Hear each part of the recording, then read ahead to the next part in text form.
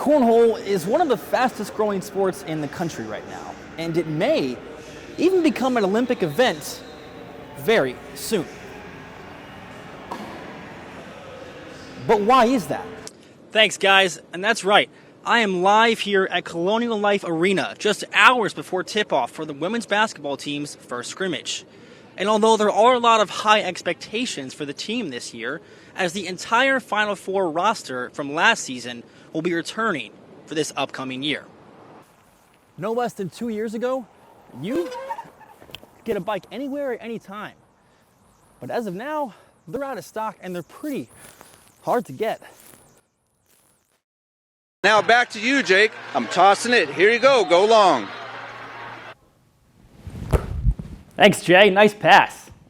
With football on the topic of discussion, let's go ahead and take a look at some professional football that happened last night. The price to get these chicken wings are costing restaurants such as D's Wings a lot more money than they've ever had to spend. But they're still pretty good and we're still eating them. The Scarecrow Garden here at historic Columbia in South Carolina has been here for more than 15 years. And it continues to scare and to raise awareness for nonprofit programs. Sticking to in-house athletics here, it's time for some football.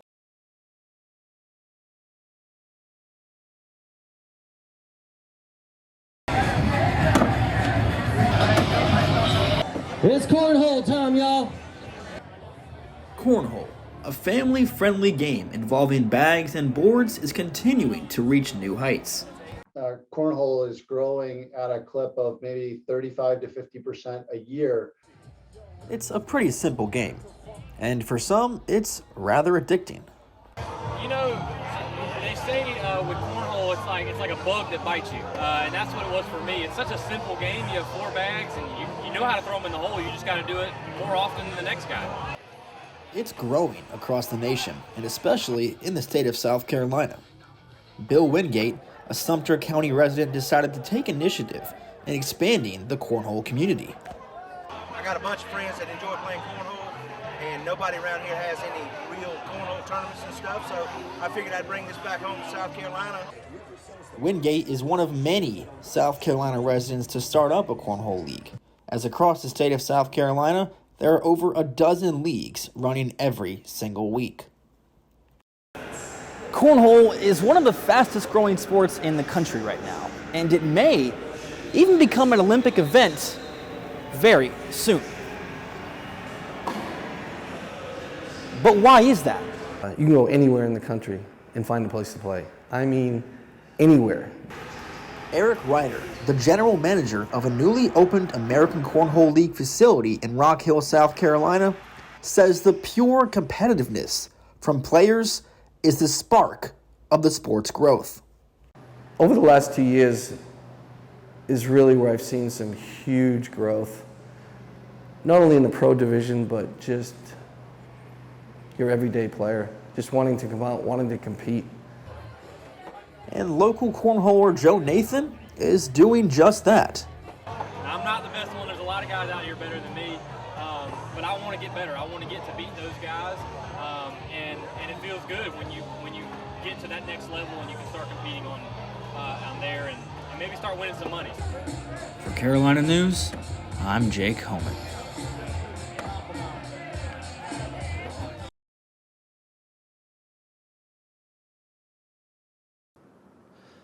Thanks, guys, and that's right. I am live here at MUSC Health in Columbia, where I spoke with MUSC Dr. Cale Davis about the importance of child vaccinations. And while illnesses are less likely with children, we're certainly still seeing it. So there's been over 600 hospitalizations of pediatric patients here in South Carolina and thousands of hospitalizations across the U.S. Today is the first day of vaccine rollouts for children aged 5 to 11. The Pfizer vaccine has been proven to be over 90% effective and has a minimal risk for patients. It's absolutely the right choice to get your child vaccinated because it's a low-risk vaccine and it's highly effective at preventing a virus that can be devastating.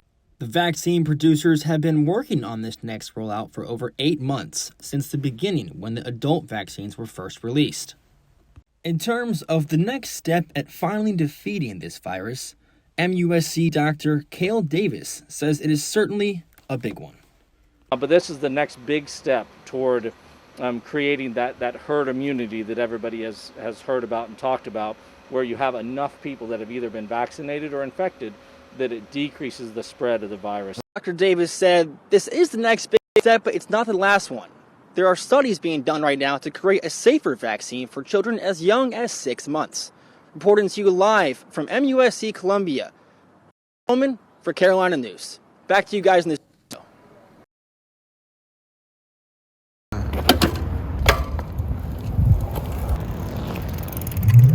The bike business is taking the wrong turn as the industry is currently facing a global-wide shortage.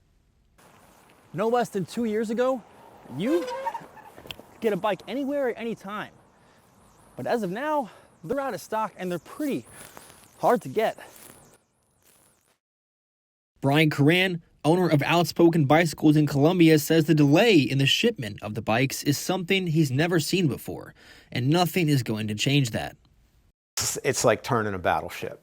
You know, that's really what it comes down to, is that no amount of will or money is going to change it overnight. You know, the majority of these bikes at Outspoken Bicycles have already been sold, including the ones that aren't even here yet. The industry saw a surge in demand once the pandemic hit, when people were given more free time on their hands. And the demand is still the same today. The biggest factor in slow pedaling supply has a lot to do with the manufacturing process, and there's just not enough parts. And that's been a big part of it, is that, you know, they've got bikes that are ready to be put in boxes, but they're waiting on one part to show up. Curran says he expects this issue to continue for at least another 2 years. The optimistic view 6 months ago was that by summer of 2022, things would be back to normal. Well, they're not going to be back to normal. With Christmas right around the corner, it's going to be really difficult to get a bike in time for the holidays. So get in touch with your local dealer to find the right bike for you.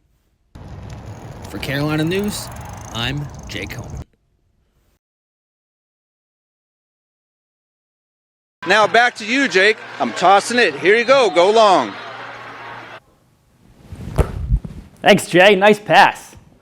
With football on the topic of discussion, let's go ahead and take a look at some professional football that happened last night.